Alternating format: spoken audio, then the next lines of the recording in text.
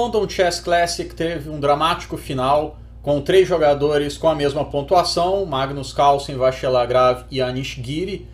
O desempate foi bastante injusto, na minha opinião, já que o Magnus, por ter o melhor critério de desempate, Sonnenborn Berger, ficou simplesmente esperando enquanto Vachier Lagrave e Anish Giri se matavam por uma vaga na final. Eles jogaram então um match bem cansativo e dramático, e o Vachier Lagrave de virada conseguiu vencer, e depois teve que enfrentar o Magnus na final, já o Magnus totalmente descansado. E a primeira partida entre eles foi muito interessante, bem ao estilo do Magnus, uma posição técnica sem grandes pretensões na abertura, mas que ele conseguiu ir melhorando até chegar a uma posição ganha. Curiosamente, de maneira pouco característica, ele jogou um tanto apressado e não converteu a vantagem da melhor forma possível. O Vachier Lagrave, que joga bastante rápido, ele é muito forte nessas partidas de blitz e de rápidas, conseguiu uma posição empatada. E o erro final aconteceu na posição do diagrama, e é uma posição com bastante interesse teórico. Eu gostaria de pensar que os jogadores que fizeram o curso de finais de torres ministrado pela academia há pouco tempo seriam capazes de encontrar a solução, uma vez que nós vimos exatamente a posição final de defesa que salvaria as pretas durante esse curso. O Vachier aqui cometeu um erro decisivo, que foi o lance torre F1.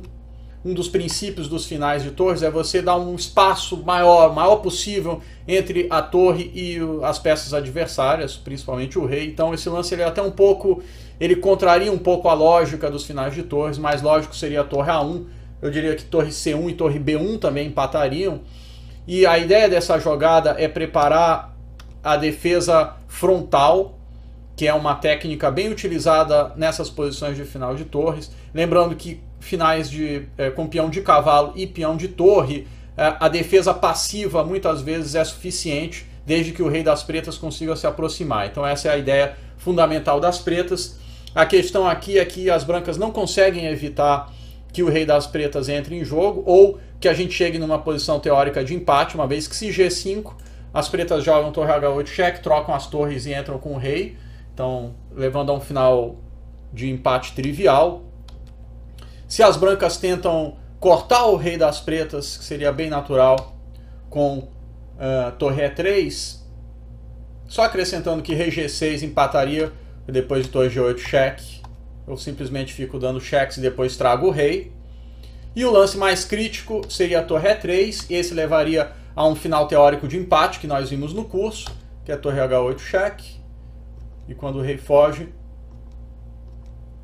as pretas utilizam a técnica da defesa frontal, que perderia nessa mesma posição, com o rei sendo cortado 2 colunas, como ele está aqui, 2 colunas distantes do peão. Essa defesa frontal perderia se fosse peão de bispo, peão de rei, peão de dama, mas se for, como é peão de cavalo, ela é suficiente, porque as brancas não conseguem se aproximar com o rei está sem espaço aqui, então as pretas ficam dando cheques e a posição é de empate.